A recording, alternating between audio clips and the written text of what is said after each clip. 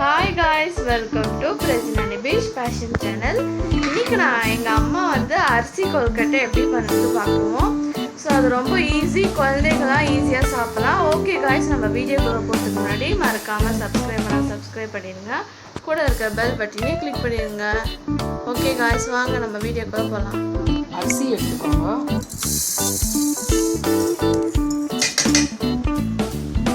ஒரு கிளாஸ் உளுத்தம் பருப்பு, சாம்பார் பருப்பு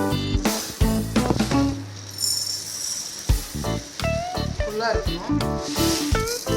இது 4 பேர் சாப்பிடலாம்.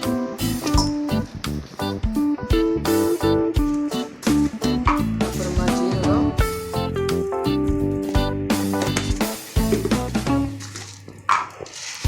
கொஞ்சம் காரத்துக்கு கோல்டு தொண்டை வலி எல்லாம் இருந்தால் போயிடும். இது மிளகு, உங்களுக்கு எவ்வளோ காரம் வேணுமோ போட்டுக்கலாம். இப்போ இது மிக்சியில் சுற்றணும். உங்களுக்கு நான் அரைச்சிட்டு காமிக்கிறேன், எப்படி நைஸாக அரைக்கணுமா எப்படி அரைக்கணும்னு உங்களுக்கு காமிக்கிறேன். இந்த மாதிரி அரைச்சிக்கணும். இதை எடுத்து சைடில் வச்சுக்கோங்க. இப்போ நான்ஸ்டிக் தவா எடுத்துக்கோங்க. எண்ணெய் விட்டுக்கோங்க. தாளிக்கு நீங்கள் என்னென்ன போடுறீங்களோ அது போடணும். நான் கடுகு,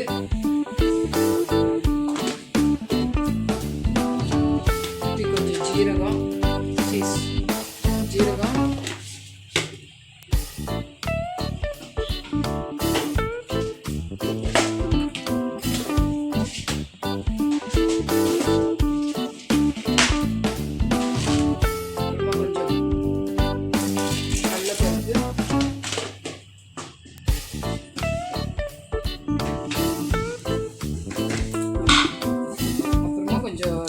காஞ்ச மிளகா, சில்லி போடணும்.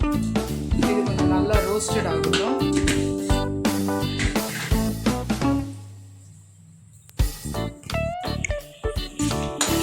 நல்லா ரோஸ்ட் ஆகணும்.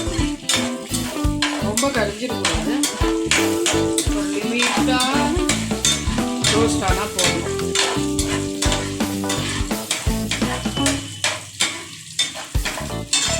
அதுக்கு மேலே கொஞ்சம் பெருங்காயம் போட்டுக்கோங்க. பெருங்காயம் போட்டாலே வாசனை தான். வதக்கிக்கணும் நல்லா.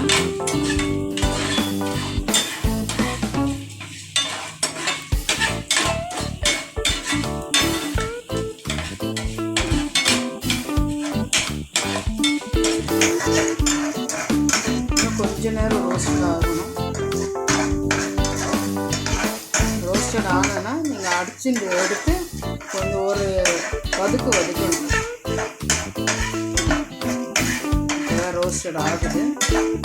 கொஞ்சம் நேரம் வெயிட் பண்ணுங்க. இப்போது நல்லா வதக்கிட்டு இதை நான் அடித்து இந்த எடுத்து இது சிம்மில் வச்சுக்கோங்க. இது ஃபுல்லாக கொட்டிட்டு எடுத்து சைடில் வச்சுட்டு இது நல்லா வதக்கணும். கொஞ்சம் சிம்லேயே வச்சு வதக்கிக்குங்க.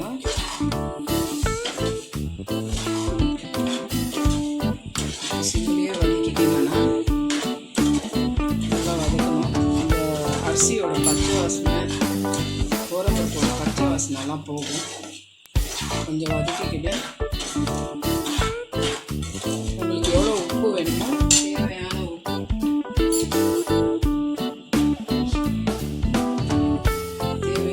போட்டுக்கோங்க. அப்புறமா இறக்கிக்கோங்க. நான் 1 கிளாஸ் அரிசி, 1 கிளாஸ் உளுத்தம் பருப்பு போட்டிருக்கேன். 1 கிளாஸுக்கு 3 கிளாஸ் தண்ணி விடணும். 1 கிளாஸுக்கு 1.5 கிளாஸ், 1க்கு 1.5, 2க்கு 3. எந்த கிளாஸில் எடுத்தீங்களோ அந்த கிளாஸ் தான். இது கொஞ்சம் சிம்பிளையே கொஞ்சம் வதக்கணும், கெட்டியாக வர மட்டும். ஏன்னா அரிசி இல்லைன்னா வயிற்று வலிக்கும். பருப்பு எல்லாம் போட்டிருக்கோம். சிம்பிளில் நல்லா நான்ஸ்டிக் தவானா உங்களுக்கு ஒட்டாது, நல்லா வரும். இது கொஞ்சம் நல்லா வதக்கணும். எல்லாம் இப்படி வதக்குனா தான் எல்லா இடத்துலையும் போய் சேரும், இல்லைன்னா உப்பெல்லாம் சேராது. நல்லா வதக்குங்க, கொஞ்சம் கெட்டியாகட்டும். உப்புமா மாதிரி கெட்டியாகனா அப்புறமா வந்து இட்லி தட்டில் வந்து குடிச்சிட்டு நாங்கள் இட்லி தட்டில் வச்சுட்டோன்னா ஒரு இட்லிக்கு நீங்கள் எவ்வளோ 7 நிமிஷம் 10 நிமிஷம் வைப்பீங்கள்ல, அதே மாதிரி இது வச்சுட்டோன்னா அரிசி கொழுக்கட்டை ஆகிடுது. இது கொஞ்சம் கெட்டியாகட்டும் காய்ஸ்.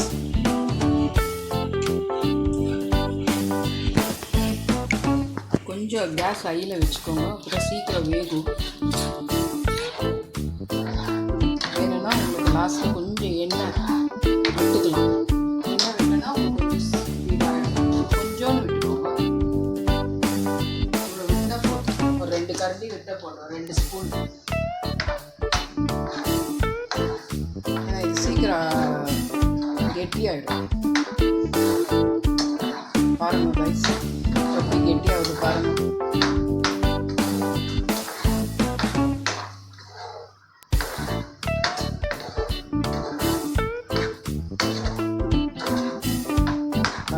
எல்லா இடத்துலையும் ஈக்குவலாக எடுக்கணும். ஆனால் ஒரு சைடு நீங்கள் இழுக்கி இன்னொரு சைடு எடுத்தீங்கன்னா வேகாது. நான்ஸ்டிக்கில் பண்ணால் ஒட்டுவே ஒட்டாது, உங்களுக்கு கரெக்டாக வரும், ஈக்குவலாக வரும். சிம்மில் கொஞ்சம் வச்சுக்கோங்க. சிம்மில் வச்சுட்டு எழுக்கும் போது கெட்டியாகும் போது கொஞ்சம் எழுக்கிக்கலாம். கெட்டியாகிடும் இன்னும் ஒரு 5 மினிட்ஸில்.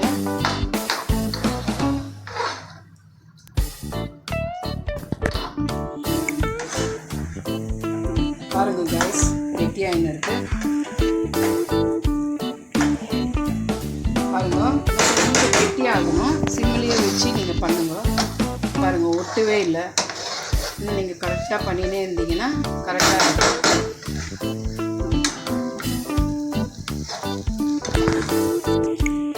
கைஸ், இன்னும் கொஞ்சம் எண்ணெய் ஊற்றிக்கணும் கைஸ்.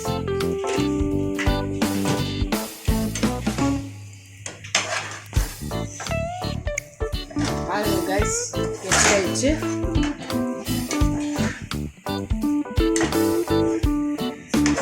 ஒரு 5 மினிட்ஸ் வந்து கொஞ்சம் வைக்கணும். வச்சுட்டு ஒரு தட்டில் போட்டுட்டு உருண்டை பண்ணணும். உருண்டை பண்ணிவிட்டு இட்லி தட்டில் வைக்கணும். வேறு எந்த தட்டிலையும் வைக்கக்கூடாது. ஸ்டீம் பண்ண வைக்கணும். நான் ஆறுனா தான் பிடிக்க முடியும், சூட்டோடு பிடிக்க முடியாது, கை வெந்து போயிடும். எவ்வளோ கெட்டியாக எடுத்து பாருங்கள், உப்புமா மாதிரி. பாருங்கள், ஒட்டவே இல்லை. கரெக்ட் பாருங்கள் கைஸ், ஒட்டவே இல்லை. அதுக்கு தான் நான் உங்களை நான்ஸ்டிக் தவாவில் பண்ணுறேன். அவ்வளோ டேஸ்ட்டாக இருக்கும் நான்ஸ்டிக்கில் பண்ணேன்னா. ஏன்னா நான் சிம்மில் வச்சு தான் நான் பண்ணிக்கிறேன். ஐயில் பண்ணேன்னா அடியில் பிடிச்சிடும். இப்போ நீங்கள் சிம்மில் பண்ணீங்கன்னா இந்த மாதிரி வரும். இப்போ என்ன பண்ணணும்னா கேஸ் ஆஃப் பண்ணிவிட்டு ஒரு தட்டு ரைஸ் ஆகிடுது. இதை எடுத்து தட்டில் ஒன்று போட்டுக்கலாம்.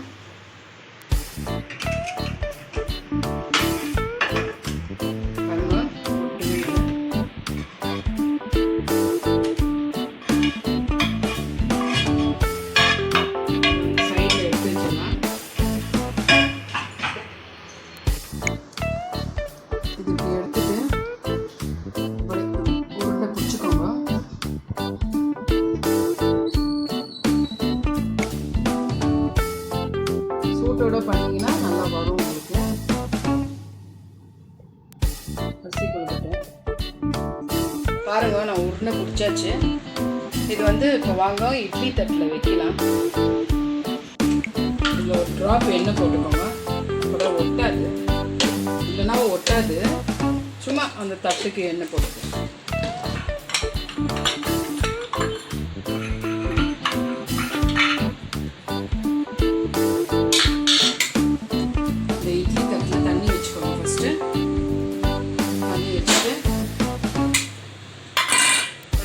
கேஸ் பற்ற வச்சுருவோம். தண்ணி சூடாகட்டும். தண்ணி சூடாகணும். எண்ணெய் ஃபுல் தட்டில் தட்டியும் கழுவிக்கணும். இப்போ 12 எடுத்து 2 வெண்ணெய் வச்சுக்கோங்க. 2 2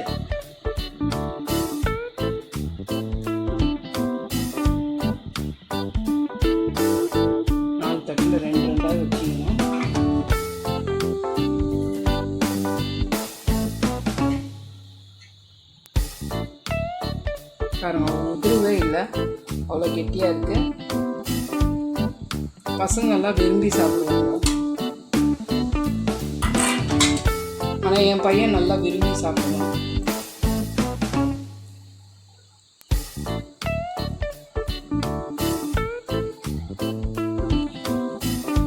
இட்லி தட்டில் வச்சுட்டேன்.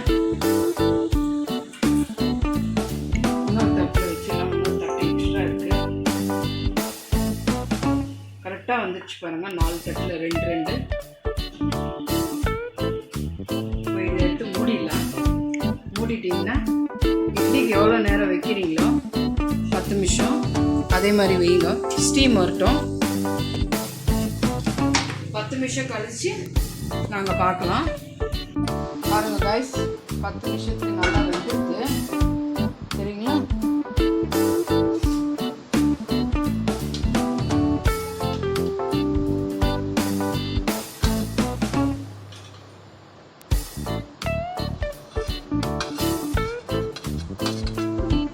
பாருங்கள் காய்ஸ், எவ்வளோ நல்லா இருக்கு பாருங்கள்.